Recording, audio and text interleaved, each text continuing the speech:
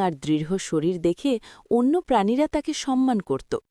একদিন ক্ষুধার্ত এক সিংহ সেই মাঠে এসে মহিষটিকে নিজের শিকার ভাবল। সিংহ গর্জন করে ঝাঁপিয়ে পড়তেই মহিষ ভয় না পেয়ে মাটি কাঁপানো ডাক ছাড়ল। যুদ্ধ শুরু হল। সিংহ তার ধারালো নখ দিয়ে আঘাত করতে চাইল, আর মহিষ তার শক্ত শিং দিয়ে প্রতিরোধ করল। ধুলোয় চারদিক অন্ধকার হয়ে গেল। সিংহ বুঝতে পারল এটি সহজ শিকার নয়। তবু অহংকারে সে পিছু হটল না। একসময় মহিষ সমস্ত শক্তি দিয়ে সিংহটিকে আঘাত করল। সিংহ পিছিয়ে পড়ে আহত হল। তখন সে বুঝল শক্তির চেয়ে বুদ্ধি আর সীমা জানা বেশি জরুরি। সিংহ ধীরে ধীরে জঙ্গল ছেড়ে চলে গেল।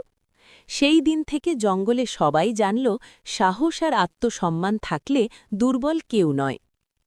চাইলে আমি এটাকে আরও ভাইরাল স্টাইল, নৈতিক শিক্ষা বা শিশুদের উপযোগী করে দিতে পারি।